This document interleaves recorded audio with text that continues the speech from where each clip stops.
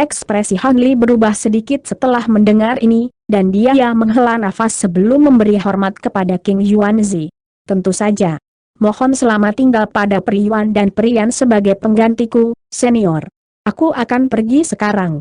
Melihat Han Li sangat ingin menurut, ekspresi King Yuanzi sedikit mereda, dan dia menjelaskan, hehe, tolong jangan disalahkan karena tidak ramah, Taois Han. Hanya saja akan sangat merugikan bagi Yaur untuk berinteraksi bersamamu secara berlebihan selama masa kritis ini. Jika kamu tinggal bersamanya terlalu lama, kemungkinan besar akan sangat sulit baginya untuk mengatasi iblis batinnya saat dia mencoba membuat terobosan, jadi aku harus mengambil tindakan pencegahan yang diperlukan. Tanda petik ganda buka. Anda salah paham, senior, saya melihat Priyuan hanya sebagai teman dekat saya, kata Han Li dengan senyum masam, tidak yakin bagaimana menjelaskan situasinya. Kamu mungkin hanya melihatnya sebagai teman dekat, tapi itu belum tentu seperti yang dia pikirkan, kata King Yuanzi dengan sedikit senyum di wajahnya. Saya tidak tahu bagaimana menjelaskan diri saya sendiri, senior, dan saya yakin Anda tidak ingin mendengar penjelasan saya. Bagaimanapun, itu semua berkat dukungan Anda sehingga saya bisa mendapatkan sungai neraka surgawi eliksir, dan aku pasti akan mengingat kebaikanmu. Mudah-mudahan, lain kali kita bertemu, kamu sudah berhasil mengatasi kesengsaraanmu, senior, kata Han Li sambil memberikan salam perpisahan. Saya juga berharap Anda beruntung dalam maju ke tahap Grand Ascension, rekan Taois Han. King Yuanzi membalas hormat Han Li. Han Li mengangguk saat melihat ini, dan dia terbang sebagai seberkas cahaya biru, menuju langsung ke celah spasial tempat dia pergi terakhir kali. Basis budidayanya kurang di masa lalu, jadi dia hanya bisa pergi melalui celah spasial dengan bantuan King Yuanzi. Namun, sekarang dia berada di tahap integrasi tubuh tengah, dia tidak lagi membutuhkan bantuan seperti itu. King Yuanzi melayang di udara, dan hanya setelah seberkas cahaya biru menghilang di kejauhan, dia menghela nafas pelan. Bocah Hon itu pasti membuat beberapa kemajuan pesat. Sekarang setelah dia mendapatkan begitu banyak Divine Infernal River Elixir, seharusnya tidak menjadi masalah sama sekali baginya untuk mencapai tahap integrasi tubuh akhir di masa depan. Namun, itu akan menjadi masalah. Sangat tidak mungkin baginya untuk maju ke tahap Grand Ascension kecuali dia menemukan beberapa peluang. Kemudian lagi, dia memiliki cukup banyak harta dan rahasia yang kuat, jadi mungkin bukan tidak mungkin baginya. Saya telah membantunya menjadi yang terbaik kemampuan saya di sini, jika dia kebetulan menjadi kultivator Grand Ascension suatu hari nanti, mungkin dia akan membalas budi. Setelah itu, King Yuanzi menarik pandangannya dan terbang kembali ke tempat tinggal guanya. Lebih dari setengah hari kemudian, fluktuasi spasial yang dahsyat tiba-tiba meletus di udara di atas gunung tanpa nama tertentu di sungai neraka, diikuti celah hitam raksasa muncul dari udara tipis. Sebuah ledakan yang menghancurkan bumi terdengar saat pilar cahaya 5 warna meletus dari puncak gunung, lalu menghilang ke dalam celah dalam sekejap. Fluktuasi spasial kemudian mulai mereda, dan celah raksasa juga perlahan ditutup. Segera, seolah-olah tidak pernah terjadi apa-apa. Titik. Waktu berlalu, dan lebih dari 300 tahun berlalu dalam sekejap mata. Bagi manusia biasa, beberapa generasi telah berlalu selama ini, namun dalam konteks seluruh alam roh, ini hanya bagian kecil yang sekilas. Bagi makhluk maha kuasa yang berdiri di puncak seluruh alam roh, 300 tahun bukanlah periode waktu yang dapat diabaikan. Beberapa sekte yang kuat dan keluarga besar dapat menggunakan waktu ini untuk membina beberapa generasi saudara dan murid, dan selama 300 tahun ini, perubahan besar telah terjadi di seluruh umat manusia. Saat ini, kelompok pengawal lapis baja adalah pemandangan umum di 3 wilayah manusia, dan semua kota besar telah diubah menjadi benteng. Di pusat kota-kota ini terdapat serangkaian formasi dan batasan yang terhampar di atas tanah seperti sarang laba-laba, bertumpuk di atas satu sama lain dan menimbulkan keputusasaan di hati semua musuh potensial yang berencana melawan kota-kota manusia. Beberapa ratus tahun yang lalu, pembudidaya inti dan jiwa yang baru lahir sangat langka di kota-kota normal, namun mereka sekarang sering muncul di hadapan manusia. Beberapa manusia yang lebih beruntung bahkan kadang-kadang bisa melihat pembudidaya transformasi dewa. Selain itu, Selama beberapa abad terakhir, jumlah prajurit pemurnian tubuh fana telah melonjak secara dramatis hingga lebih dari 10 kali populasi aslinya. Lebih jauh lagi, mereka semua telah dilengkapi dengan senjata dan peralatan roh yang jauh lebih kuat daripada sebelumnya. Adapun manusia yang bahkan tidak mampu mengembangkan teknik penyempurnaan tubuh, mereka juga akan berlatih seni bela diri untuk memperkuat tubuh mereka dan mempelajari beberapa keterampilan pelestarian diri. Hampir semua tugas ini dilakukan dengan sukarela oleh manusia karena semua orang sekarang telah diberitahu tentang berita bahwa kesengsaraan iblis berikutnya akan segera terjadi. Lebih dari 100 tahun yang lalu, utusan dari Pulau Suci telah muncul di semua kota besar, dan mengumumkan bahwa kesengsaraan setan akan dimulai dalam 200 tahun. Selain itu, mereka menyatakan bahwa kesengsaraan yang kejam ini akan jauh lebih berbahaya daripada yang sebelumnya, dan bahwa umat manusia benar-benar berisiko dimusnahkan jika gagal menangani situasi dengan serius.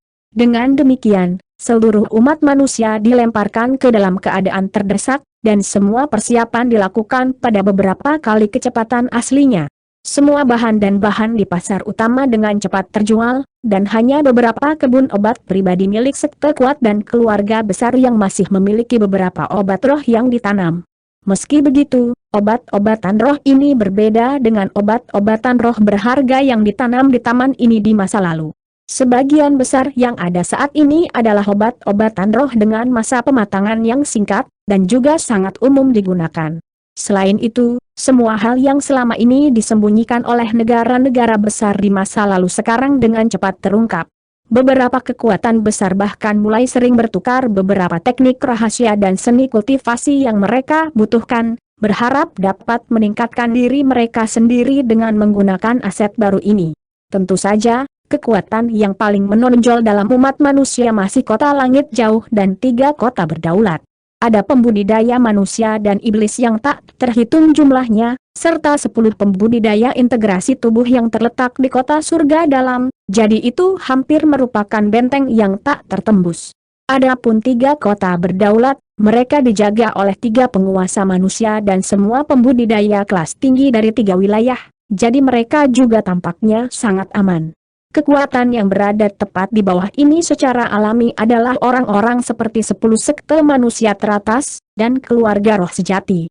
Mereka juga menarik banyak manusia dan kultivator gelandangan yang berkumpul untuk perlindungan, dan hanya dalam beberapa abad terakhir, jumlah mereka telah berlipat ganda lebih dari 10 kali lipat, hampir mencapai kapasitas maksimal mereka dalam prosesnya. Tidak hanya manusia yang melakukan segala yang mereka bisa untuk mempersiapkan kesusahan iblis yang akan datang, ras iblis dan ras asing terdekat juga telah dimobilisasi dalam jumlah besar.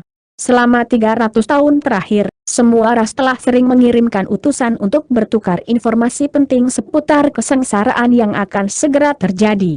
Di bawah suasana tegang ini, ada beberapa ratus pembudidaya berkumpul di gunung dalam pegunungan tidak jauh dari Deep Haven City.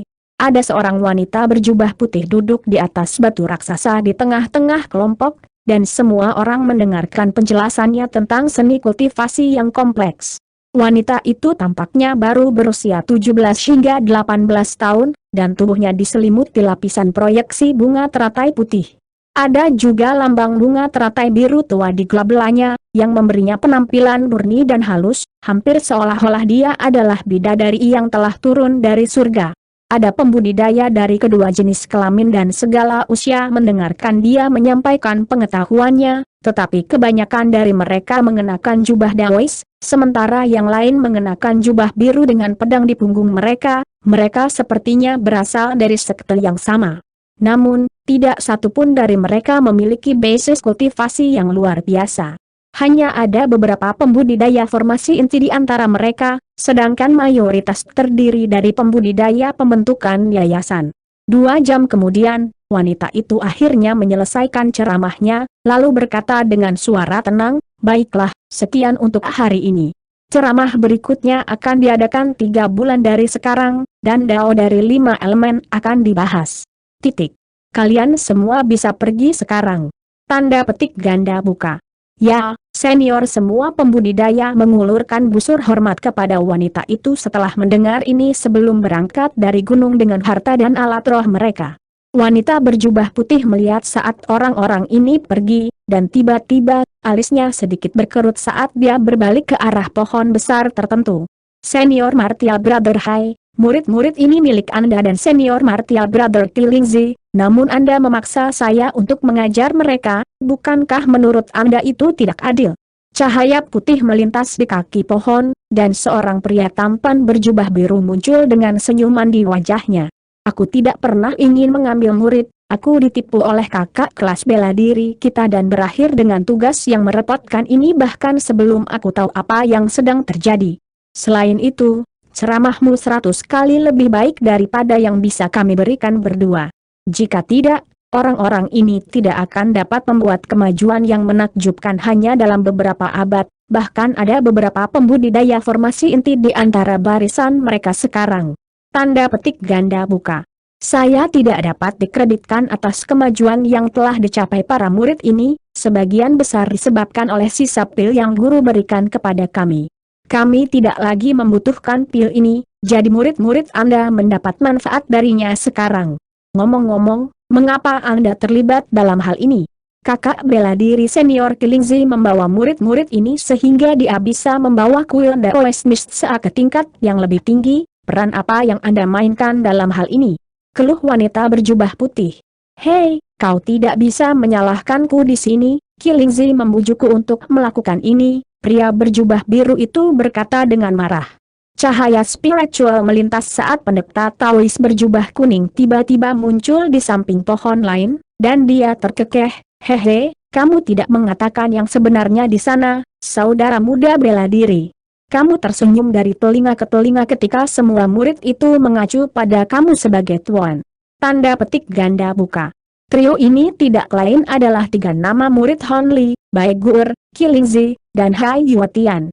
Penampilan fisik mereka tidak berubah sama sekali selama 3 abad terakhir, tetapi aura dan watak mereka telah mengalami perubahan drastis.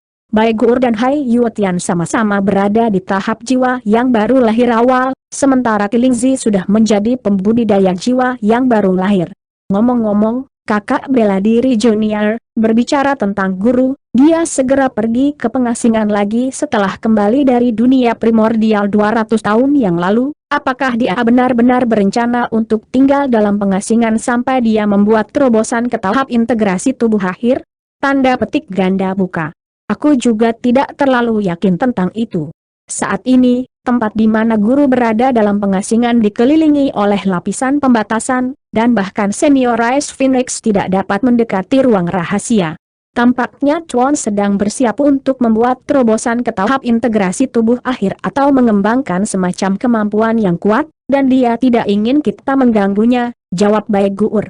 Guru hanya membutuhkan waktu sekitar 300 tahun untuk maju dari tahap integrasi tubuh awal ke tahap integrasi tubuh tengah. Jika ia berhasil maju ke tahap integrasi tubuh akhir dalam waktu sesingkat itu tidak akan pernah terdengar Hai Yuetian berseru. Jika guru benar-benar dapat membuat terobosan, maka itu akan sangat menguntungkan bagi kita bertiga, dan untuk seluruh umat manusia, tapi itu mungkin sangat tidak mungkin. Bagaimanapun, dalam keadaan normal, itu akan memakan waktu 1000 hingga 2000 tahun kultivasi yang sulit hanya untuk mengakumulasi kekuatan sihir yang sangat besar yang dibutuhkan untuk maju dari tahap integrasi tubuh tengah ke tahap integrasi tubuh akhir. Sangat tidak realistis untuk mencapai kekuatan sihir sebanyak itu hanya dalam beberapa abad. Qilingzi merenung sambil mengelusnya dagu berpikir keras. HMPH, mengapa kamu berbicara tentang keadaan normal, kakak bela diri senior? Kapan Chuan kita pernah terikat oleh keadaan normal? Jika Anda bertanya kepada saya, guru pasti cukup percaya diri dengan kemampuannya untuk membuat terobosan sebelum dimulainya kesengsaraan iblis. Jika tidak, dia tidak akan pergi ke pengasingan sejak awal. Selama beberapa abad terakhir ini, Deep Haven City dan 3 penguasa secara teratur mengirim orang untuk mengunjungi Tuan, dan kami menyampaikan semua informasi ini, tetapi belum menerima tanggapan apapun dari guru. Ini menunjukkan kepada kita bahwa guru dengan sepenuh hati berfokus pada kultivasinya dan tidak ingin diganggu oleh hal lain, balas Bai Guer. Sepertinya saudari bela diri Bai adalah orang yang paling percaya pada guru di antara kita bertiga. Namun, Semua analisis kita sia-sia, kebenaran akan terungkap begitu guru muncul dari pengasingan. Kesengsaraan iblis akan segera dimulai dalam beberapa dekade lagi, jadi guru harus keluar dari pengasingan sebelum itu apapun yang terjadi, kata Kilingzi. Itu benar. Sangat disayangkan, jika kesengsaraan bisa ditunda sedikit. Guru setidaknya akan dapat membuat beberapa perbaikan yang signifikan, jika tidak mencapai terobosan itu, kata Hai Yuetian dengan cara yang sedikit sedih. Baiklah, kultivasi guru bukanlah sesuatu untuk kita para murid untuk diskusikan sesuka kita. Yang bisa kita lakukan sekarang adalah memastikan bahwa kita selamat dari kesengsaraan iblis ini. Ngomong-ngomong, Kakak bela diri Junior, mengapa Anda tidak bergabung dengan Deep Haven City juga? Bagaimanapun, Deep Haven City akan menjadi satu-satunya tempat di seluruh umat manusia yang akan relatif aman setelah kesengsaraan dimulai.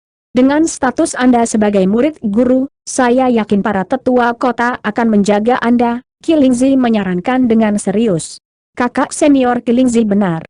Kami sudah memutuskan untuk memindahkan semua murid kami ke Deep Haven City setelah kesengsaraan iblis dimulai. Meskipun mereka hanya akan menjadi penjaga dari tingkat terendah, bersama kami di sana untuk menjaga mereka, mereka tidak akan digunakan sebagai umpan meriam, paling tidak. Jika kamu bisa ikut dengan kami, maka secara alami akan lebih baik, kata Hai Yuetian sambil tersenyum. Deep Haven City, alis Baigur sedikit berkerut saat ekspresi kontemplatif muncul di wajahnya. Apa kau punya rencana lain, kakak bela diri? Akan lebih baik untuk membuat keputusanmu secepat mungkin. Bagaimanapun, guru sudah memberitahu kami sebelum pergi ke pengasingan bahwa dia akan meninggalkan umat manusia untuk melakukan sesuatu sekali kesengsaraan iblis dimulai, jadi tidak mungkin dia bisa menahan kita bertiga, kata Kilingzi dengan sikap prihatin. Setelah beberapa pertimbangan, Baigur akhirnya membuat keputusannya. Sejujurnya, saya menerima surat dari ayah saya belum lama ini, memberitahu saya bahwa seluruh keluarga saya telah pindah ke kota Xuanwu. Ayah saya ingin saya pergi ke sana juga, dan saya hanya memiliki beberapa orang yang saya cintai yang tersisa di sini dunia, jadi saya ingin bersama mereka dalam waktu yang penuh gejolak.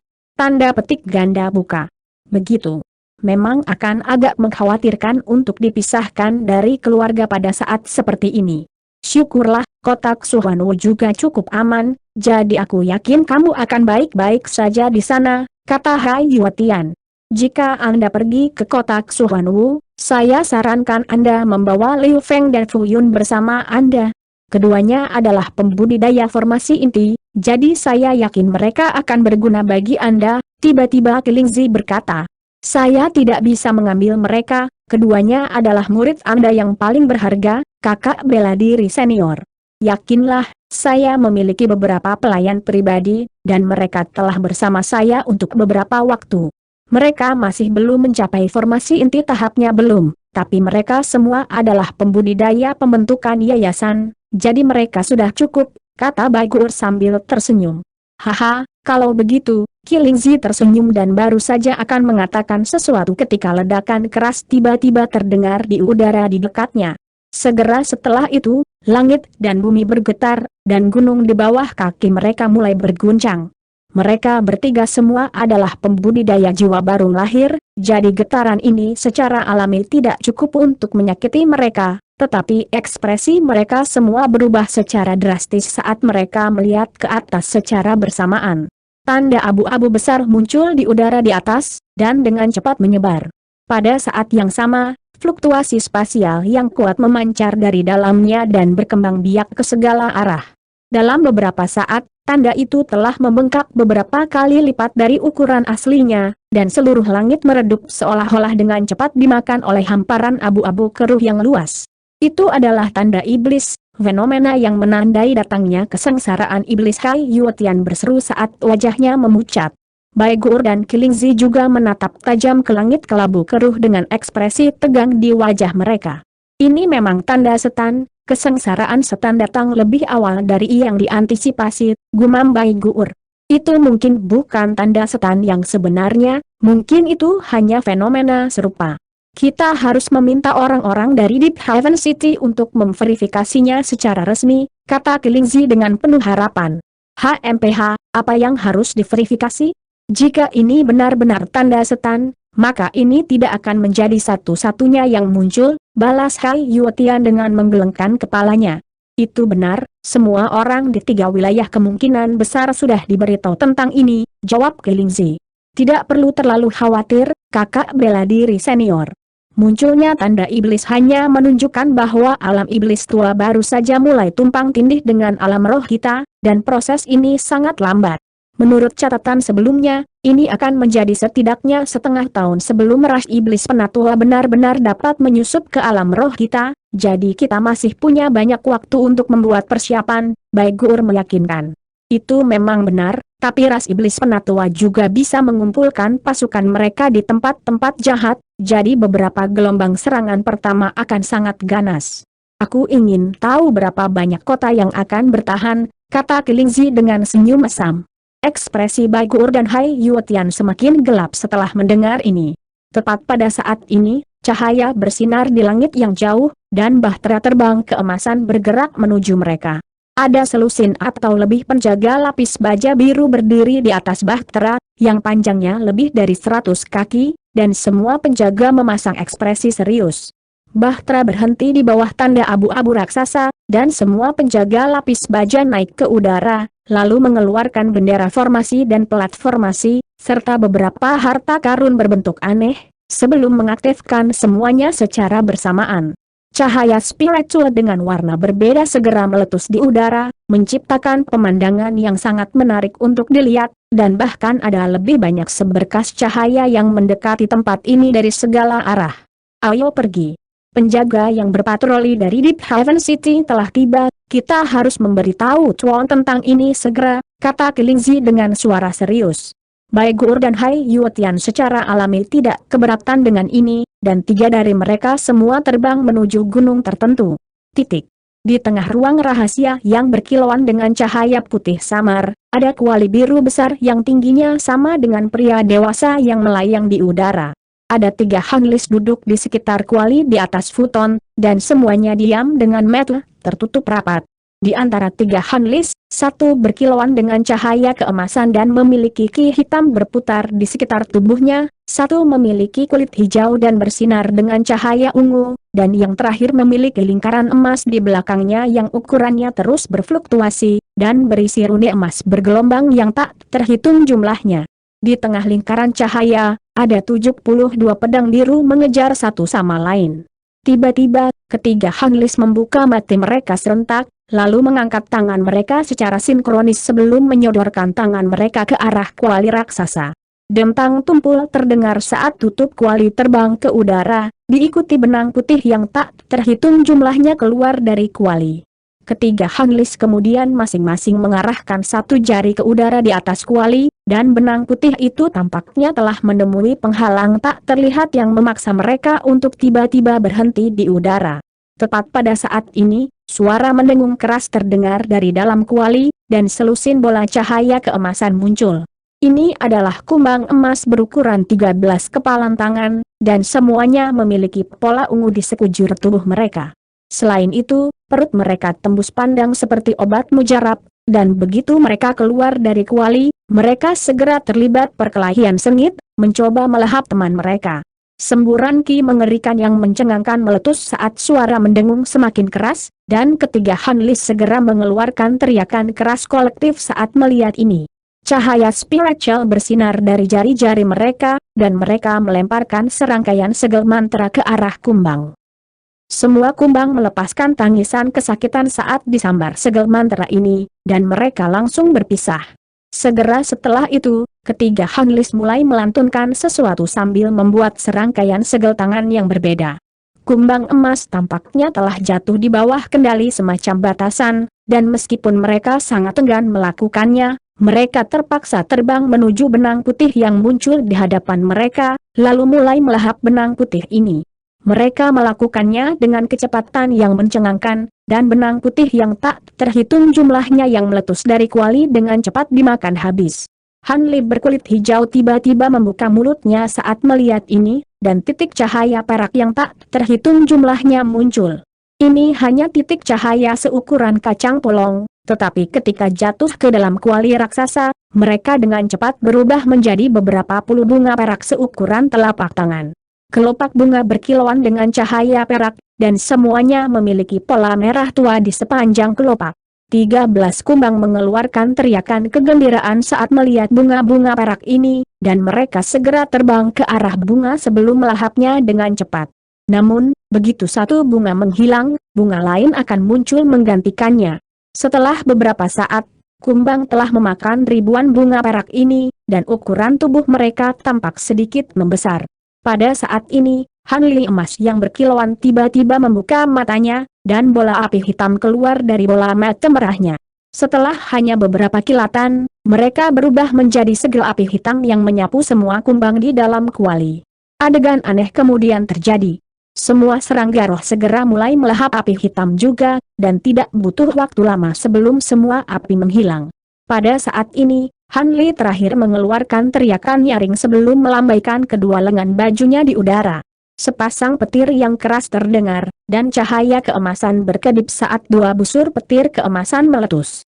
Mereka kemudian berubah menjadi dua jaring petir emas yang jatuh satu demi satu, mencakup sepenuhnya 13 kumbang di bawah mereka. Serangkaian ledakan gemuruh kemudian terdengar, dan jala petir berubah menjadi busur petir tipis yang tak terhitung jumlahnya yang membanjiri semua kumbang. Busur petir menghantam kumbang, menyebabkan pola ungu pada tubuh mereka berkedip tidak menentu, tetapi setelah diperiksa lebih dekat, orang akan menemukan bahwa mereka mengulurkan anggota tubuh mereka sebanyak mungkin. Dengan melakukan itu, mereka membiarkan jumlah petir yang paling banyak menyambar tubuh mereka, dan tidak hanya mereka tetap sama sekali tanpa cedera, mereka jelas menikmati proses ini sepenuhnya. Setelah beberapa lama, petir emas akhirnya berangsur-angsur menghilang, dan Han Li dengan lingkaran emas di belakangnya juga membuka matanya. 72 pedang biru di dalam lingkaran itu bergetar sebelum terbang di udara sebagai benang biru yang tak terhitung jumlahnya yang mencapai kumbang dalam sekejap. Dentang, dentang, dentang. Serangkaian dentang keras terdengar saat benang biru ini menghantam kumbang, membuat mereka terbang di udara, tetapi kumbang tetap sama sekali tidak terluka, seolah-olah terbuat dari logam yang tidak bisa dihancurkan. Namun, semua kumbang sangat marah dengan serangan tiba-tiba ini, dan mereka semua melepaskan tangisan tajam saat mereka melebarkan sayap, lalu melesat di udara dengan kecepatan yang mencengangkan untuk menghindari benang biru. Benang-benang biru itu secepat kilat, tetapi mereka tidak dapat mengimbangi kumbang, dan karena itu tidak dapat menyerang mereka. Han Li yang telah melepaskan benang biru itu tampaknya agak tidak senang dengan ini, dan dia membuat segel tangan sebelum menjentikan jarinya ke arah kuali biru raksasa. Dentang tumpul terdengar, dan rune yang tak terhitung jumlahnya muncul di atas permukaan kuali raksasa. Pada saat yang sama, semburan kekuatan tak terlihat yang sangat besar melonjak keluar dari dalamnya. Semua kumbang yang menghindari benang biru segera melambat secara signifikan, dan cahaya keemasan yang menyilaukan yang berkilauan dari tubuh mereka juga benar-benar redup. Sebaliknya, benang biru tidak hanya tidak melambat sedikit pun oleh ledakan kekuatan tak terlihat ini, kecepatannya juga ditingkatkan, dan mereka membentuk penghalang cahaya biru di seluruh kuali. Jadi, ke-13 kumbang itu menjadi bebek duduk, dan mereka diserang oleh ratusan benang biru sekaligus. Dentang logam yang menghantam datang setebal dan secepat tetesan hujan saat hujan deras, dan cahaya biru yang menyilaukan muncul dari tubuh kumbang emas. Suara pekikan tajam yang mereka keluarkan juga menjadi sangat keras dan menusuk. 3 ekspresi Han Li tetap sama sekali tidak berubah, dan 2 dari mereka dengan cepat membuat segel tangan, menyuntikkan kekuatan sihir mereka ke dalam kuali dalam hiruk pikuk. Sementara yang terakhir mengendalikan benang pedang biru. Dengan demikian, seluruh ruang rahasia dipenuhi dengan suara benang pedang yang terbang di udara, bercampur dengan ledakan dan ledakan. Setelah periode waktu yang tidak ditentukan telah berlalu, Han Li yang telah melepaskan benang pedang biru tiba-tiba melambaikan tangan di udara, dan benang biru itu segera berhenti dingin di jalurnya, lalu kembali menjadi 72 pedang biru yang terbang kembali flash. Lingkaran emas di atas kepalanya berputar di tempat, dan semua pedang terbang itu tiba-tiba menghilang. Halo itu sendiri kemudian juga menghilang di tengah dentuman yang tumpul. Pada saat yang sama, dua Hanlis lainnya berhenti membuat segel tangan, dan kumbang emas yang telah dibanjiri oleh cahaya biru secara alami terungkap kembali. Bahkan setelah dihancurkan oleh benang pedang begitu lama, mereka masih tetap utuh. Namun, amarah mereka telah meningkat selama ini, dan segera setelah batasan yang berasal dari kuali raksasa dicabut, mereka segera terbang menuju tiga Hanlis dengan cara yang ganas. Meskipun demikian, ketiga Hanlis tetap tidak bingung, dan mereka semua mengucapkan kata yang sama secara serempak. Berhenti. Semua kumbang emas segera tersendat di udara, diikuti semburan cahaya putih meletus dari kuali biru, menyapu kumbang dan membawanya kembali ke kuali dalam sekejap. Kumbang secara alami sangat enggan untuk kembali ke kuali, tetapi mereka tidak berdaya untuk melawan. Hanli yang baru saja melepaskan pedang terbang menghela nafas lega, dan ekspresinya sedikit mereda saat dia bergumam pada dirinya sendiri, mereka menjadi semakin sulit dikendalikan. Sepertinya teknik rahasianya tidak berbohong, setelah mereka tumbuh sejauh ini, metode kontrol asli tidak lagi berfungsi. Saya harus melakukan upacara pengakuan master lagi. Namun, pada titik ini, semua kumbang memiliki tingkat kekuatan yang sama, sangat sulit bagi mereka untuk terus melahap satu sama lain, jadi sangat tidak masuk akal untuk mencoba dan memelihara Raja Kumbang. Tanda petik ganda buka. Alis Hanli sedikit berkerut saat dia berpikir keras. Sejak dia pergi dari sungai neraka, dia telah berkultivasi sambil mengambil semua bahan langka yang dia temui, dan setelah lebih dari 100 tahun, dia akhirnya kembali ke ras manusia. Pada saat itu, dia tahu bahwa kesengsaraan iblis akan segera terjadi, jadi dia segera mengumpulkan ketiga muridnya untuk memberikan beberapa instruksi kepada mereka, kemudian pergi ke kultivasi lagi. Dia memiliki dua tujuan untuk periode pengasingan ini. Yang pertama adalah menggunakan eliksir sungai neraka surgawi untuk meningkatkan konstitusi fisiknya sendiri, berjuang untuk mencapai puncak tahap integrasi tubuh tengah sebelum mencoba terobosan. Adapun tujuan kedua, itu untuk mencoba dan memelihara Raja Kumbang menggunakan teknik rahasia yang dia peroleh dari Fluid Spirit. Jika dia bisa berhasil memelihara Raja Kumbang pemakan emas sebelum dimulainya kesengsaraan iblis, meskipun itu mungkin masih tidak cukup baginya untuk melakukan perjalanan melalui alam iblis ular tanpa keraguan, setidaknya itu akan memastikan kelangsungan hidupnya. Karena itu, meskipun dia tahu bahwa ada sesuatu yang mencurigakan tentang betapa mudahnya Void Spirit menyerahkan teknik rahasia kepadanya, dia tetap memutuskan untuk mencobanya. Dia telah kembali ke ras manusia selama lebih dari 100 tahun, dan selama ini, dia telah mempelajari teknik rahasia ini berkali-kali. Lebih jauh, dia telah mengintegrasikan pengalaman merawat serangga, serta beberapa keuntungan unik yang dia miliki, dan mengembangkan metodenya sendiri dalam memelihara Raja Kumbang. Metode ini sebagian besar identik dengan teknik rahasia ras Maifli, tetapi ada sedikit perbedaan.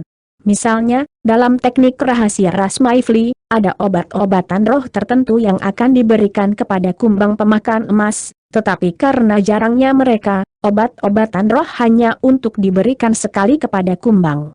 Namun, dengan botol kecil misterius yang dimiliki Hanli, dia mampu memproduksi secara massal obat-obatan roh langka ini, sehingga memungkinkan dia untuk secara teratur memberi mereka makan ke kumbang pemakan emas. Selain itu, ada beberapa jenis petir yang ditetapkan dalam teknik rahasia ras Maifli yang dapat digunakan untuk memperbaiki tubuh kumbang, dan dia telah memilih untuk menggantikan jenis petir ini dengan petir Divine Devil Bane miliknya. Tentu saja, hanya surga yang tahu apakah perubahan ini terbukti efektif. Namun, di mata Hanli, metode baru ini seharusnya memiliki peluang sukses yang jauh lebih besar daripada teknik rahasia ras Maifli. Selama beberapa tahun terakhir ini, Hanli telah menyimpan hampir 10.000 kumbang pemakan emas dewasa yang tidak bermutasi sebagai cadangan, sementara semua kumbang pemakan emas yang bermutasi ditempatkan bersama. Dia kemudian menggunakan metode khusus untuk merangsang mereka agar saling melahap lagi dan lagi. Untuk mengendalikan kumbang pemakan emas baru ini, yang menjadi jauh lebih kuat setelah melahap begitu banyak saudara mereka, Hanli harus membeli kuali biru besar ini dengan harga yang sangat mahal. Kuali ini tidak akan berguna dalam pertempuran, tapi itu bisa secara drastis meningkatkan kemampuannya untuk mengendalikan kumbang pemakan emas. Jadi, setelah membuat semua persiapan yang diperlukan dan dengan susah payah memelihara kumbang ini selama hampir 200 tahun, puluhan ribu kumbang pemakan emas telah dipangkas menjadi 13 kumbang pemakan emas bergaris ungu terakhir ini. Kumbang pemakan emas baru ini semuanya akan menjadi kandidat untuk menjadi raja kumbang pemakan emas, dan dengan kekuatan gabungan mereka, mereka bahkan dapat menentang pembudidaya integrasi tubuh tengah yang normal. Namun, saat Han Li mencoba merangsang 13 kumbang ini untuk terus melahap satu sama lain, dia menghadapi masalah yang tidak dapat diatasi. Karena betapa seimbangnya kekuatan kumbang ini, tidak ada dari mereka yang mampu membunuh yang lain. Namun, untuk menghasilkan raja kumbang, kumbang ini harus terus melahap satu sama lain. Hal ini tentu saja membuat Han Li cukup frustrasi, namun dia tidak dapat menemukan solusi yang sesuai, jadi dia hanya dapat menggunakan semua jenis metode untuk memurnikan tubuh kumbang ini untuk saat ini. Dengan melakukan itu, dia akan dapat secara bertahap meningkatkan kekuatan mereka, sehingga meningkatkan kemungkinan raja kumbang dipelihara dalam jangka panjang. Lebih jauh lagi, meskipun dia tidak berhasil memelihara raja kumbang, sekarang adalah tugas sederhana baginya untuk mengendalikan 13 kumbang pemakan emas bergaris ungu ini dengan indera spiritualnya. Dengan demikian, mereka menjadi pilihan yang jauh lebih layak untuk digunakan dalam pertempuran daripada puluhan ribu kumbang pemakan emas, dan mereka adalah tambahan baru untuk koleksi kartu trufnya. Selama beberapa tahun terakhir ini, Han Li juga telah menghabiskan sebagian besar persediaan di Divine Infernal River Elixir, dan fisiknya telah mengalami beberapa perubahan besar. Yang paling menonjol dari perubahan ini adalah bahwa tingkat di mana dia bisa mengubah ki asal dunia menjadi kekuatan sihir selama kultivasi telah dipercepat lebih dari 30%. 30% tampaknya tidak terlalu luar biasa, tetapi ini pada dasarnya berarti bahwa dia dapat mencapai efek yang sama dalam kultivasinya seperti yang dia lakukan di masa lalu dalam 2/3 waktu aslinya. Di atas semua itu, King Yuanzi telah memberitahunya dengan keyakinan besar bahwa membersihkan tubuh seseorang dengan Divine Infernal River Elixir akan sangat bermanfaat bagi seseorang ketika harus menerobos hambatan tahap integrasi tubuh. Jika tidak, 4 Raja Iblis Jurang Bumi tidak akan mengambil risiko besar untuk mencoba dan mendapatkan beberapa obat mujarab. Selanjutnya, Han Li juga terus-menerus mengonsumsi semua jenis pil yang dapat meningkatkan basis kultivasinya, jadi kekuatan sihirnya berkembang dengan pesat. Pada titik ini, dia telah mencapai puncak tahap integrasi tubuh tengah, dan dia hanya membutuhkan kurang dari 20 tahun persiapan lagi sebelum dia dapat mulai mencoba membuat terobosan. Dengan pemikiran tersebut, Han Li menghela nafas pelan dan menutup matanya untuk berkultivasi lagi. Namun, tepat pada saat ini, cahaya spiritual putih tiba-tiba muncul dari pintu ruang rahasia, mengikuti semburan cahaya semi-transparan berdesir ke seluruh ruangan. Han Li tersendat sedikit setelah melihat ini sebelum segera menyapu sebuah lengan baju ke pintu, yang langsung terbuka di tengah kilatan cahaya spiritual. Sebuah bola api kemudian langsung melesat ke dalam ruangan sebelum dengan cepat terbang ke dalam genggaman Han Li, dan dia menatap bola api itu sebelum menyuntikkan indera spiritualnya ke dalamnya. Setelah itu ekspresinya berubah drastis. Jari-jarinya tiba-tiba menyatu, dan bola api itu hancur di tengah benturan keras. Di bawah penerangan lampu merahnya, ekspresi yang sangat gelap muncul di wajah Han Li. Aku tidak mengira tanda iblis akan muncul secepat itu. Sepertinya aku tidak punya pilihan selain keluar dari pengasingan, gumamnya pada dirinya sendiri saat cahaya spiritual muncul dari tubuhnya. Dua Han Li lainnya menoleh ke arahnya tanpa ekspresi saat melihat ini, lalu terbang ke arahnya sebagai sepasang proyeksi. Ketiganya bergabung menjadi satu di tengah sepasang pukulan tumpul, dan aura Han Li tiba-tiba membengkak secara drastis saat dia bangkit berdiri. Dia melambaikan tangan ke arah kuali biru raksasa, dan dengan cepat menyusut menjadi seukuran kepalan tangan manusia, lalu menghilang dari lengan baju Han Li di tengah kilatan cahaya biru. Setelah itu, Han Li mengangkat kepalanya, dan dia tiba-tiba di depan pintu masuk ruang rahasia, menempuh jarak lebih dari 100 kaki dalam sekejap. Setelah itu, dia keluar dari kamar dan menghilang di tempat. Titik. Di kaki gunung raksasa jauh di dalam pegunungan tertentu di dunia primordial, ada seorang pria muda berjubah putih yang terlibat dalam kebuntuan yang menegangkan dengan 3 binatang primordial yang sangat besar. Salah satu dari 3 binatang itu adalah raksasa berkepala 2 yang tingginya lebih dari 1000 kaki. Itu memiliki penampilan yang sangat kejam yang hanya ditonjolkan oleh rambut kuning acak-acakannya, dan ia memegang tongkat hitam besar di satu tangan. 2 binatang lainnya terdiri dari sepasang ular piton merah raksasa, salah satunya lebih besar dari yang lain. Yang lebih besar dari 2 ular piton memiliki panjang lebih dari 3000 kaki, dan yang lebih kecil memiliki panjang sekitar 700 hingga 800 kaki. Keduanya mengeluarkan kabut merah dari mulut mereka yang tampak sangat beracun, dan ketiga binatang primordial itu menatap tajam pada pemuda yang relatif kecil dengan kewaspadaan di mata mereka. Pemuda berjubah putih memiliki tanda emas dan perak di wajahnya, dan dia berkata dengan suara dingin, "Hehe, aku sudah mengeluarkan peringatan beberapa hari yang lalu agar semua makhluk hidup yang kuat di tempat ini pergi. Semua dari orang-orang pintar telah pergi, dan hanya kalian bertiga yang menolak untuk melakukannya. Apakah Anda benar-benar berpikir Anda dapat melawan saya dengan bersatu? Betapa naif. Dalam hal ini, Anda tidak perlu pergi lagi. Saya akan ambil jiwa dan inti batinmu, dan jadikan ini tempat peristirahatan terakhirmu." Tanda petik ganda buka. 3 binatang primordial tampaknya telah mengembangkan beberapa tingkat kecerdasan, dan segera setelah mereka mendengar ini, raksasa berkepala 2 itu mengertakkan gigi tajamnya bersama-sama sebelum meninju dadanya dengan keras, lalu melemparkan kepalanya ke belakang dan melepaskan geraman geram. Kedua ular piton merah itu juga memiliki pandangan dingin di matanya, dan mereka mulai menjentikan lidah bercabang mereka dengan semakin mendesak saat desisan mereka semakin keras dan lebih mengancam. Senyuman dingin muncul di wajah pemuda berjubah putih itu setelah melihat ini, dan dia membuat segel tangan sebelum tiba-tiba jatuh ke tanah. Sebuah dentuman tumpul terdengar saat semburan ki glasial putih meletus, menutupi area seluas beberapa hektar dalam sekejap mata. Segera setelah itu, kepingan salju berukuran telur yang tak terhitung jumlahnya berkilauan dan tembus cahaya muncul di udara, dan semuanya mulai berkilauan dengan cahaya menyilaukan di bawah matahari. Teriakan tajam yang aneh tiba-tiba meletus dari dalam ki putih, dan kebuang putih murni yang menyerupai patung es bergegas keluar.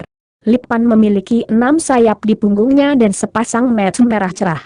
Ketika pertama kali muncul dari ki glasial putih, panjangnya hanya sekitar 70 hingga 80 kaki, tetapi kemudian dengan cepat memanjang hingga lebih dari 1000 kaki dalam sekejap. Itu kemudian membuka mulutnya tanpa ragu-ragu untuk mengeluarkan semburan api glasial putih, yang melonjak ke arah 3 binatang sebagai lautan glasial putih. Hati ketiga binatang itu tersentak saat melihat ini, dan mereka segera melepaskan teknik pertahanan mereka sendiri, jelas sangat menyadari betapa menakutkannya ki glasial ini. Raksasa berkepala 2 itu mencengkeram tongkat hitamnya dengan kedua tangan sebelum mengayunkannya dengan keras di udara di depannya beberapa kali secara berurutan. Serangkaian ledakan-ledakan terdengar, dan hembusan angin kencang menyapu sebelum meluncur langsung ke arah ki glasial di kejauhan. Sementara itu, 2 ular sanca raksasa membuka mulut gua mereka untuk mengeluarkan semburan besar kabut merah yang berubah menjadi api yang membara, yang membentuk penghalang di sekitar tubuh mereka. Namun, di hadapan lautan glasial putih, angin kencang dan nyala api semuanya langsung lenyap, banyak kejutan dan kengerian dari 3 binatang raksasa. Bahkan sebelum mereka sempat bereaksi, mereka dibekukan menjadi 3 patung es.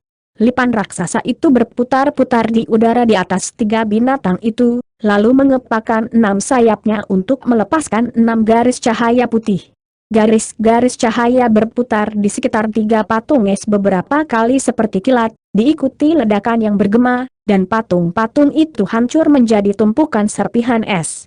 Cahaya menyala, dan jiwa 3 monster raksasa muncul sebelum segera mencoba untuk melarikan diri dari tempat kejadian dengan panik, tapi keburang bersayap enam membuka mulutnya lagi untuk mengeluarkan ledakan kekuatan hisap tak terlihat yang langsung meliputi seluruh area di bawah.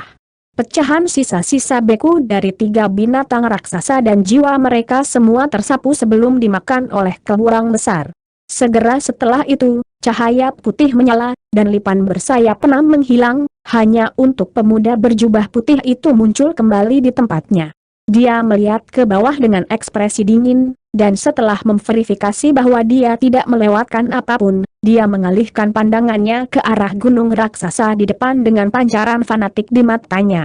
Tubuhnya bergoyang, dan dia langsung terbang di udara sebagai seberkas cahaya putih, lenyap ke gunung hanya dalam beberapa kilatan.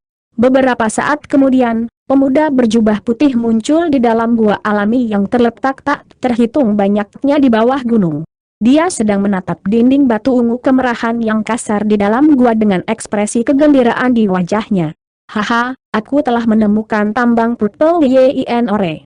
Sepertinya aku akan mendapatkan tubuh roh sejati bahkan lebih cepat dari yang aku perkirakan. Begitu suaranya menghilang, dia segera jatuh ke tanah dan mengadopsi bentuk kelabang lagi. Pada kesempatan ini, kelabang hanya berukuran beberapa puluh kaki, dan ia mengeluarkan semburan cahaya yang menutupi seluruh dinding batu. Dinding batu ungu kemerahan kemudian perlahan menghilang di tengah kilatan cahaya spiritual putih, dan lubang hitam besar yang menganga tertinggal di belakangnya. Setelah itu, kelabang bersayap enam segera mengepakkan sayapnya dan lenyap ke dalam lubang sebagai seberkas cahaya hitam, diikuti serangkaian dentuman gemuruh terdengar dari dalam. Di dalam ruang rahasia tertentu di Istana Laut Dalam, ada kepompong raksasa yang tergantung di udara. Kepompong itu diselimuti dengan benang merah yang tak terhitung jumlahnya, dan terus menggeliat. Segera setelah itu, rune crimson yang tak terhitung jumlahnya muncul di permukaannya, dan itu mulai meluas dengan kecepatan yang luar biasa. Hanya dalam rentang satu tarikan napas, seluruh ruang rahasia yang luas itu seluruhnya diisi oleh kepompong raksasa yang mengembang, diikuti bayangan hitam samar di dalam kepompong yang bergerak sedikit. Kepompong segera meledak di tengah ledakan yang menghancurkan bumi, dan seorang pemuda telanjang muncul di udara di dalam ruang rahasia. Pria muda itu memiliki kulit secantik giok, dan satu set fitur wajah yang sangat tampan. Ada diagram bunga teratai emas berkilauan yang bertuliskan di bagian depan tubuhnya, dan juga di punggungnya. Bunganya berukuran beberapa kaki dan sangat cerah dan seperti hidup. Mereka telah menyebar hampir ke seluruh tubuh pemuda itu, dan anehnya, hanya dengan melihatnya saja membuat seseorang merasa pusing. Mata pemuda telanjang itu tertutup rapat, dan ekspresinya tenang dan tenang saat dia melayang di udara dengan cara yang benar-benar tidak bergerak. Setelah beberapa lama, cahaya keemasan samar melintas dari tubuhnya, dan diagram bunga teratai emas mulai berputar dan berkedip seolah-olah hidup kembali. Pemuda itu perlahan membuka matanya untuk menunjukkan sepasang murid yang sangat cerah yang sepertinya mengandung semacam kekuatan misterius. Sepasang pukulan tumpul terdengar, dan dua bola api tiba-tiba menyala di mata pemuda itu. Salah satu bola api itu berwarna emas, sedangkan yang lainnya berwarna perak, dan itu berkedip tanpa henti saat pemuda itu menggerakkan kepalanya. Tiba-tiba, pandangannya tertuju pada item tertentu yang terletak di sudut ruang rahasia, dan ekspresi yang sangat aneh muncul di wajahnya. Item ini adalah bola kristal yang ditempatkan di atas meja giok pendek. Bola itu seukuran kepalan tangan manusia, dan permukaannya berkilauan dengan cahaya spiritual yang redup, menerangi gambar yang jelas di dalamnya. Gambar tersebut menggambarkan polong biji teratai perak yang berkilauan, dan itu sangat nyata dan realistis. Api emas dan perak di dalam mata pemuda itu berkedip tanpa henti, tapi ada aura glasial yang terlihat dari tubuhnya.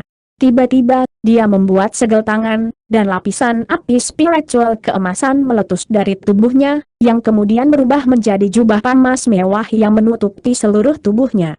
Dia kemudian membuat gerakan meraih bola kristal dari jauh, dan bola itu terbang ke arahnya sebelum menghilang ke dalam tubuhnya dalam sekejap. Pemuda itu mengangkat kepalanya sebelum bergumam pada dirinya sendiri, "Aku hampir mati untuk harta itu di alam abadi sejati, beraninya kau mengambilnya. Aku tidak peduli siapa dirimu, aku akan memburumu sampai ke ujung alam ini dan menghapusmu dari keberadaan. Tapi sebelum itu, aku harus keluar dari tempat ini."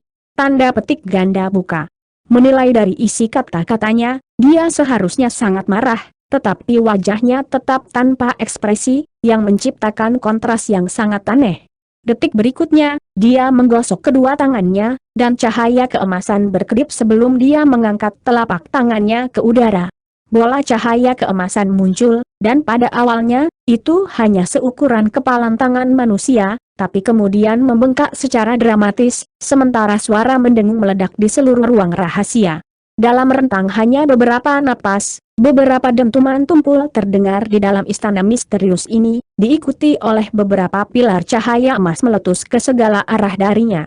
Serangkaian ledakan gemuruh yang keras kemudian meletus saat lebih banyak cahaya keemasan melonjak keluar dari istana dalam hiruk-pikuk, dan seluruh bangunan benar-benar runtuh dan hancur.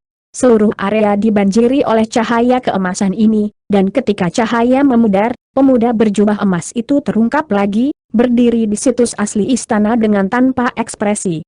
Dia menarik lengannya yang terangkat, dan beberapa saat kemudian, seberkas cahaya keemasan terbang keluar dari laut. Setelah itu, seberkas cahaya keemasan memilih arah tertentu untuk dilalui, dan itu langsung menuju ke benua Tianyuan.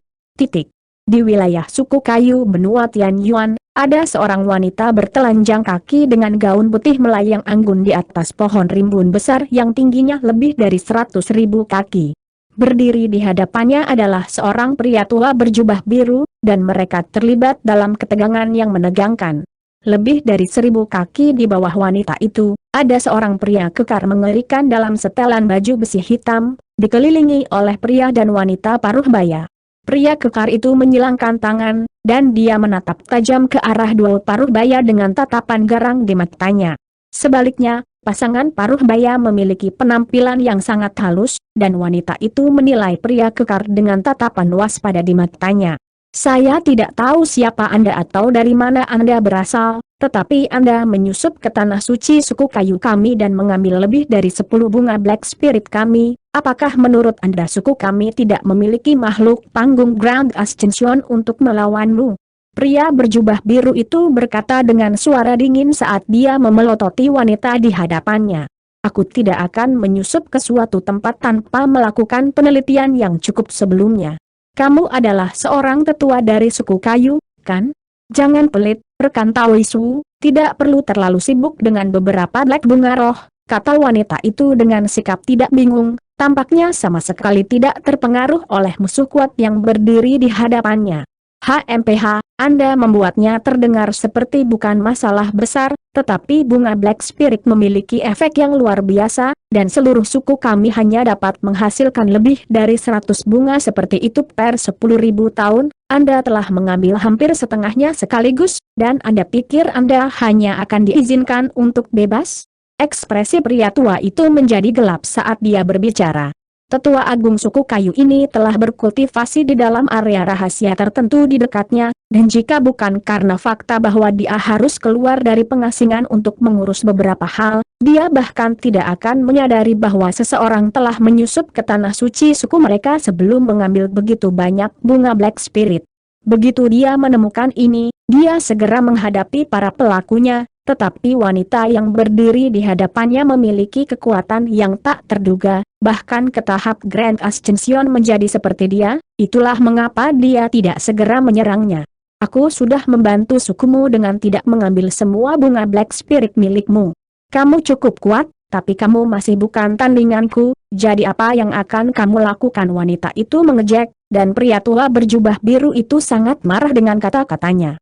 Di puncak amarahnya, pria tua itu tertawa terbahak-bahak. Mengingat kamu tidak menghormati atau menghormati suku kayu kami, aku harus menguji kemampuanmu untuk melihat apakah kamu benar-benar dapat mendukung kata-katamu. Jika kamu benar-benar lebih kuat dariku, maka aku akan memerintahkan seluruh suku kayu untuk mundur dan mengizinkanmu pergi. Tanda petik ganda buka. Jika Anda bukan tandingan saya, maka makhluk lain dari suku kayu Anda hanya akan meminta kematian jika mereka menantang saya. Namun, apakah Anda benar-benar ingin bertarung di sini? Wanita itu bertanya sambil tersenyum saat dia melirik ke pohon raksasa di bawah. Wanita itu sudah menjadi kecantikan yang tak tertandingi, dan senyumnya semakin menonjolkan daya pikatnya. Bahkan lelaki tua itu tidak bisa membantu tetapi untuk sesaat terpesona oleh keanggunannya yang menakjubkan, tetapi dia segera kembali ke akal sehatnya, di mana ekspresinya semakin gelap. Kita berdua akan menghancurkan tanah suci sukuku sampai rata jika kita bertempur di sini. Ikutlah denganku, rekan Taois. Begitu suaranya menghilang, pria tua itu tiba-tiba menyapu lengan baju ke atas, dan pilar cahaya biru muncul. Pilar cahaya biru kemudian berubah menjadi pedang raksasa yang panjangnya lebih dari 1000 kaki sebelum menebas udara. Ledakan bergema terdengar saat pedang raksasa menghantam udara kosong di tengah kilatan cahaya putih. Semburan fluktuasi spasial yang kuat meletus, dan celah spasial yang panjangnya lebih dari 100 kaki muncul. Tetua agung dari suku kayu ini telah menghancurkan celah spasial hanya dengan satu serangan. Dia melangkah ke celah spasial tanpa ragu-ragu, sepenuhnya mengabaikan bahaya di dalam celah tersebut. Senyuman samar yang diwarnai dengan sedikit cemoohan dan penghinaan muncul di wajah wanita itu, dan dia menoleh ke pria kekar di bawah sebelum mengeluarkan instruksi. Kamu tinggal di sini sekarang, aku akan segera kembali. Ya, leluhur suci pria kekar itu sangat garang dalam penampilan, tapi dia bersikap sangat hormat terhadap wanita itu. Wanita itu dengan lembut mengetukkan satu kaki ke udara, dan sekuntum bunga merah muda muncul di bawah kakinya sebelum perlahan membawanya ke celah spasial juga. Beberapa saat kemudian, serangkaian dentuman gemuruh dan ledakan yang menakjubkan meletus di dalam celah spasial, disertai dengan kilatan cahaya yang menyilaukan. Seolah-olah hari kiamat telah menimpa ruang di dalam celah tersebut. Kedua pembudidaya suku kayu paruh baya sama-sama bertukar pandangan kaget saat melihat ini. Sedangkan untuk pria kekar, dia kembali ke duo paruh baya saat ekspresi ganas muncul kembali di wajahnya, tampaknya sama sekali tidak peduli tentang wanita berkulit putih. Keributan yang terjadi di dalam celah tersebut tidak berlangsung lama.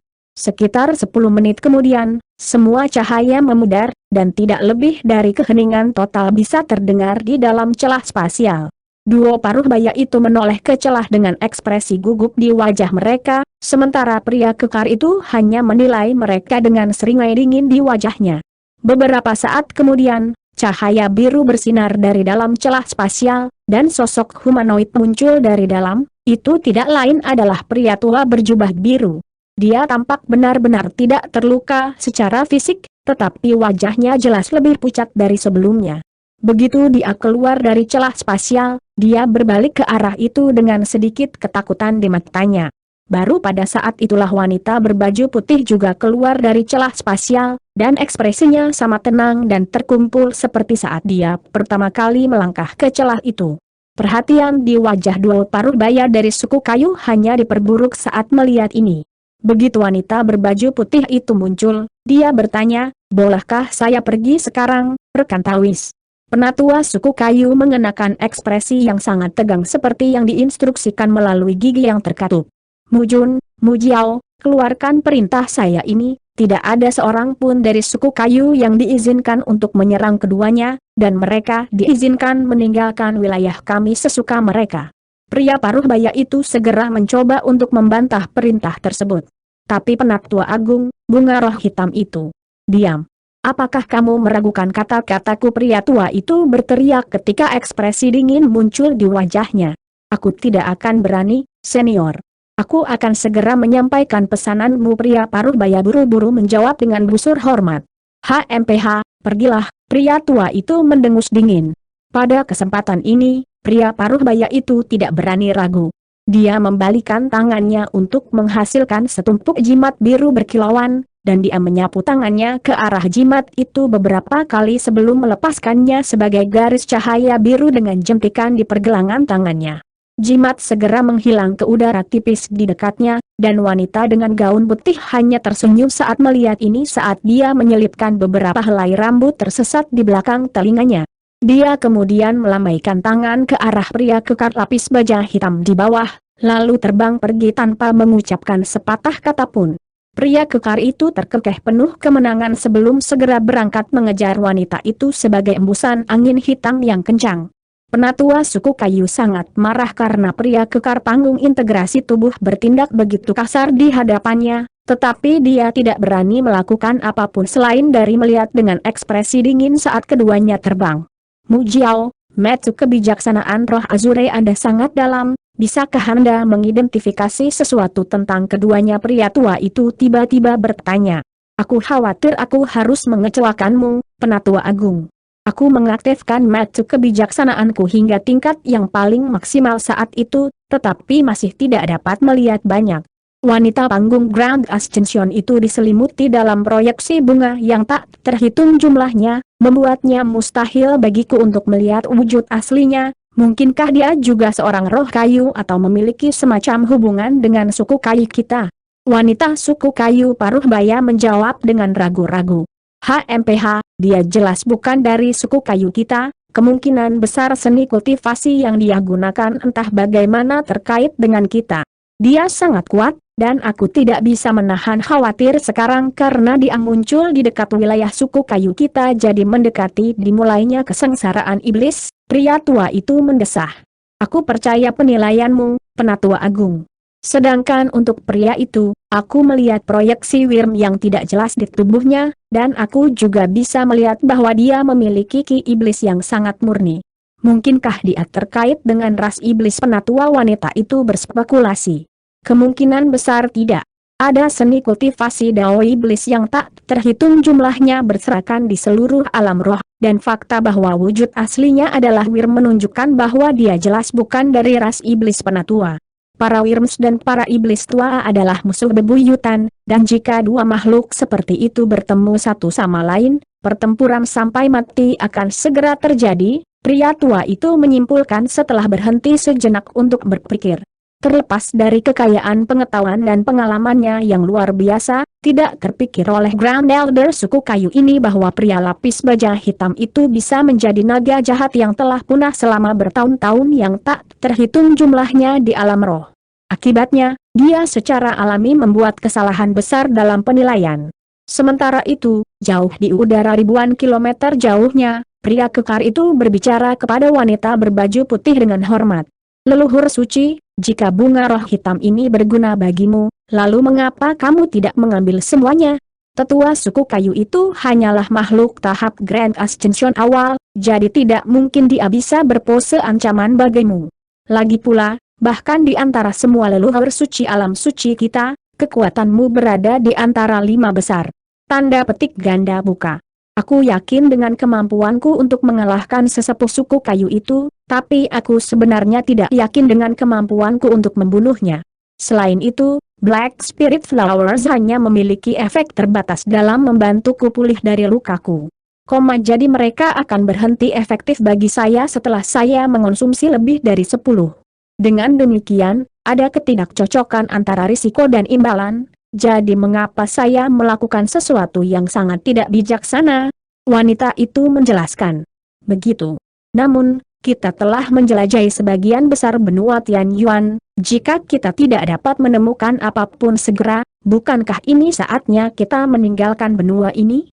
Jika saya mengingatnya dengan benar, alam suci akan segera tiba turun ke alam ini, dan akan sangat buruk bagi kita jika kita bertemu dengan leluhur suci lainnya, kata pria itu dengan sikap ragu-ragu. Sebelum melarikan diri dari alam suci, aku memang mendiskusikan beberapa detail tentang ini dengan leluhur suci lainnya, dan ini memang salah satu wilayah di mana dua alam kita paling tumpang tindih. Namun, tidak perlu khawatir. Meskipun alam suci akan segera turun, leluhur suci itu tidak akan bisa segera tiba di alam roh. Paling-paling, kita hanya perlu berurusan dengan klon mereka. Selain itu, saya tidak yakin sebelumnya, tapi saya menggunakan teknik rahasia ramalan setelah mencapai tempat ini, dan teknik tersebut memberitahu saya bahwa ada kemungkinan yang sangat bagus bahwa hal yang saya cari ada di sini.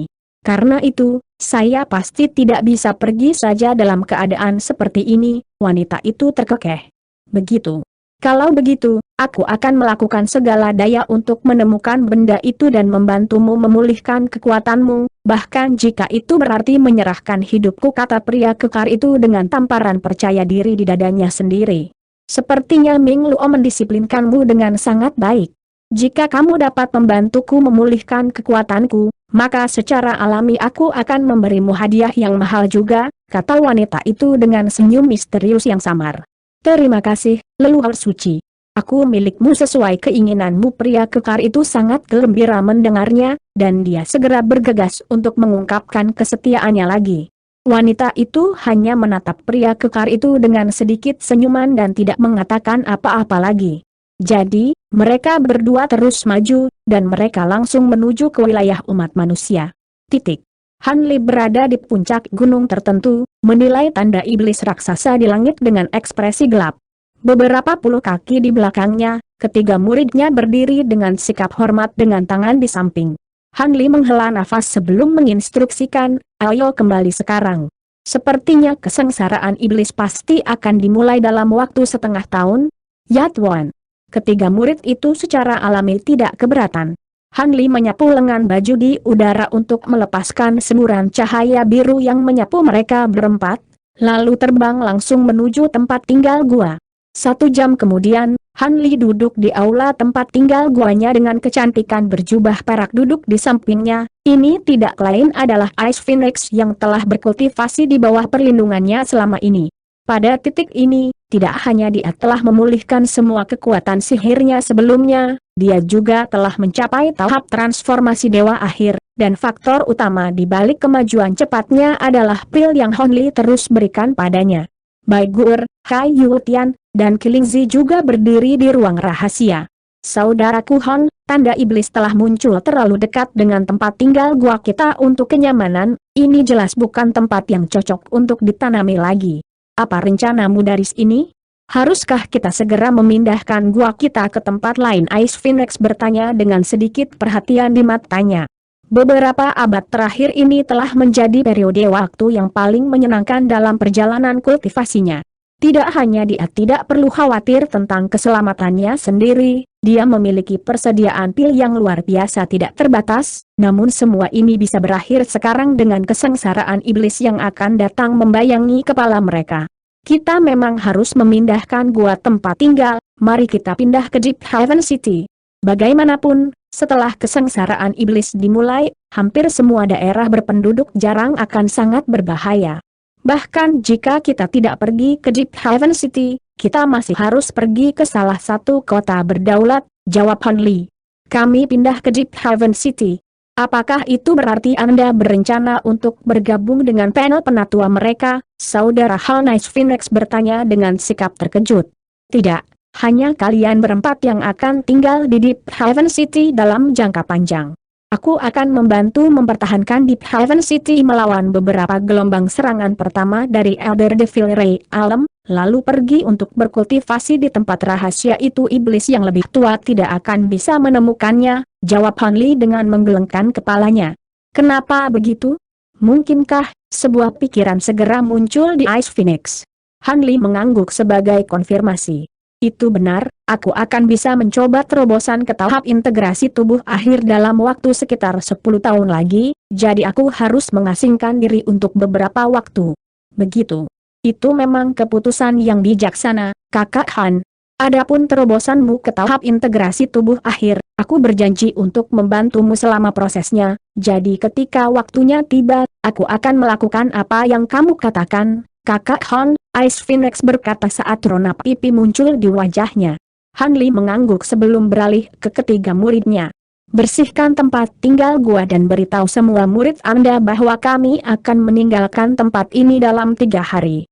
Gur, mengingat Anda tidak ingin pergi ke kota surga yang dalam, Anda dapat pergi ke kota Xuanwu setelah berhati-hati dari semua murid. Kota Xuanwu akan dijaga oleh Xuanwu Tiran Sovereign dan kura-kura tua itu, jadi itu akan menjadi tempat yang sangat aman. Tanda petik ganda buka. Ya Tuan. Terima kasih Tuan. Ketiga murid itu secara alami tidak memiliki keberatan, dan mereka semua membungkuk hormat kepada Han Li. Jadi, 3 hari kemudian, beberapa hiu raksasa yang panjangnya lebih dari 300 kaki muncul dari sebuah gunung. Berdiri di depan salah satu arks adalah seorang pemuda berjubah biru dengan ekspresi yang sangat tenang dan tenang di wajahnya, terlihat seolah-olah tidak ada di dunia ini yang dapat mempengaruhi emosinya. Di sisi lain, berdiri beberapa ratus orang dari jenis kelamin dan semua rentang usia, beberapa di antaranya memasang ekspresi gugup di wajah mereka, tetapi kebanyakan dari mereka sangat bersemangat. Beberapa saat kemudian, cahaya spiritual yang terang melintas dari permukaan arks raksasa, dan mereka dengan cepat menghilang ke kejauhan sebagai bola cahaya yang sangat besar. Hampir pada saat yang sama, ada puluhan ribu manusia dan pembudidaya yang juga menaiki serangkaian hiu terbang raksasa di pegunungan kecil yang tak terhitung kilometer jauhnya. Seluruh pemandangan itu sangat ramai dan kacau, dan di salah satu arks berdiri seorang wanita dengan gaun megah, dikelilingi oleh selusin atau lebih pembudidaya transformasi dewa dan tempering tata ruang. Wanita itu adalah wanita cantik-cantik yang tampak berusia 20-an, dan alisnya sedikit berkerut saat dia menilai pemandangan kacau yang terbentang di hadapannya. Roh darah senior, saya pikir itu akan menjadi pilihan yang lebih aman untuk bepergian ke kota Xuanwu. Lagi pula, selain dari Xuanwu Tiran Sovereign, ada juga monster raksasa di kota Xuanwu yang dekat dengan roh sejati yang berkuasa. Pria tua Spatial Tempering Stage berkata dengan ragu-ragu. Apakah Anda meragukan penilaian saya? Wanita itu bertanya dengan suara dingin. Tidak, aku tidak berani, pria tua itu buru-buru berkata. HMPH, kamu tidak tahu apa-apa. Dengan Tiran Sovereign dan kura-kura tua itu, kota Xuanwu secara alami akan lebih kuat daripada kota Tianyuan, tapi aku memiliki beberapa hubungan dengan penguasa suci Wan Surgawi saat ini, jadi setidaknya, keluarga Xu kami tidak akan digunakan sebagai umpan meriam ketika kami mencapai kota Tianyuan. Sebaliknya, saya tentu tidak dapat menjamin hal yang sama di kota Xuanwu, kata wanita itu dengan percaya diri. Aku mengerti. Maafkan aku atas ketidaktahuanku, kata pria tua itu dengan hormat. Aku akan membiarkanmu lolos kali ini karena kamu sedang berpikir demi keluarga Xu, tapi jangan salahkan aku karena membuatmu marah jika kamu melakukannya lagi, kata wanita itu dengan tatapan dingin di matanya. Semua orang di sekitarnya buru-buru membungkuk serempak setelah mendengar ini dan menyatakan bahwa mereka tidak akan berani mempertanyakan otoritasnya lagi. Wanita itu hanya melambaikan tangan sebelum berbalik. Lebih dari setengah hari kemudian, sekitar 100 arks dengan ukuran berbeda naik ke udara sebelum terbang ke arah tertentu, dan barisan pegunungan benar-benar kosong dalam sekejap mata. Perkebunan besar keluarga Xu telah ditinggalkan secara keseluruhan, begitu saja. Hal yang sama terjadi di seluruh umat manusia. Beberapa keluarga terkemuka yang belum bergabung dengan kekuatan besar manapun akhirnya kehilangan ketenangan setelah tanda iblis muncul, dan mereka semua meninggalkan perkebunan mereka untuk mencari padang rumput yang lebih hijau. 2 bulan kemudian, seorang biksu tua berjubah pamas berdiri di atas tembok kota raksasa di Heaven City, melihat ke kejauhan melalui sepasang mata yang menyipit. Di belakang biksu itu ada selusin atau lebih kultivator kelas tinggi dengan pakaian berbeda, dan mereka juga melihat ke kejauhan dengan rasa ingin tahu di mata mereka. Tidak lama setelah itu, cahaya spiritual bersinar di langit yang jauh, dan satu bahtera terbang satu demi satu muncul sebelum langsung menuju ke arah tembok kota. Kehebohan segera melanda para pembudidaya yang berdiri di belakang biksu itu, dan situasinya menjadi sedikit kacau. Biksu itu tidak berbalik, tetapi dia bisa merasakan reaksi semua orang, dan dia segera berdehem dengan alis berkerut. Dia tidak melakukannya dengan sangat keras, tetapi semua obrolan itu segera mereda, dan pada saat ini, beberapa arks lagi muncul di kejauhan di tengah kilatan cahaya spiritual,